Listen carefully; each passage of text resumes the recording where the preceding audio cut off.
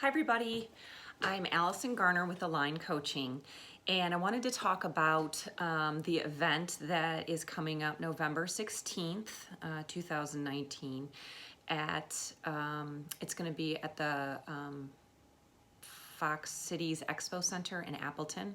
It's called Wonder 2019. It's being put on by Anagen 11, which is a salon out of Appleton.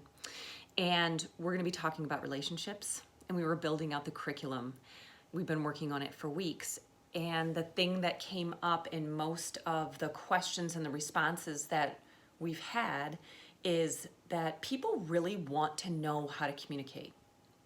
So I thought, why not do a video on that? Because it's common, regardless of whether we're talking about personal relationships, professional relationships. A lot of the leaders that I work with, they start working with me because they're struggling to communicate. We don't have clear lines of communication, and even when we do, we just don't do it well. We're afraid to say something that makes us uncomfortable, that might make somebody else uncomfortable. We really don't like conflict. We really don't like confrontation. And that all kind of lives in this world of communication. And so when people are signing up for this event around relationships, they want to know, what's the secret? What's the secret to communicating well? And here's the answer. This is my answer. It's not the answer, it's one of many.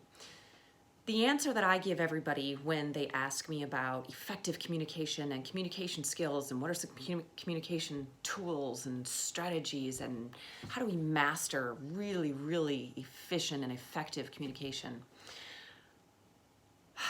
The answer is there's no way around it. It all goes back to people don't care so much what you say. They don't care so much what you do. They'll just never forget how you make them feel. And that lives in the world of emotional intelligence. So people that have high emotional intelligence are typically also very good communicators. And here's the rub.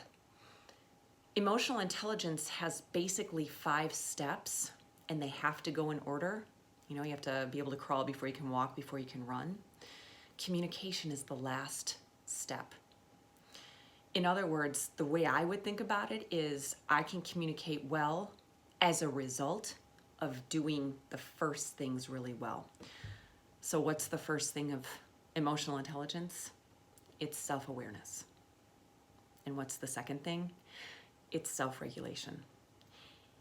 If we spend years working on self-awareness and self-regulation, the other parts, the empathy, the motivation, the communication skills, which are the tail end of emotional intelligence, will follow. And so I wish there was a tool. I wish there was a hack. I wish there was a magic bullet, and there's not. Great communication, which is how we connect with others, once again, begins with us.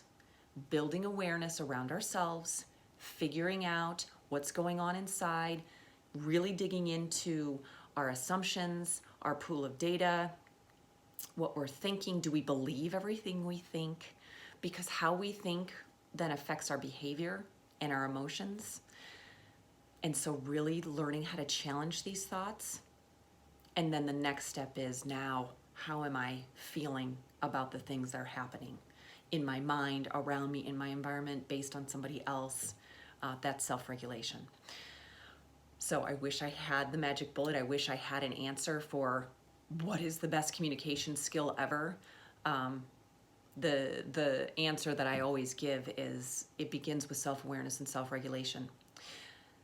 If you have any challenges, insights, discoveries that you'd like to share with me, please email me, Allison@aligncoachingllc.com. Thanks.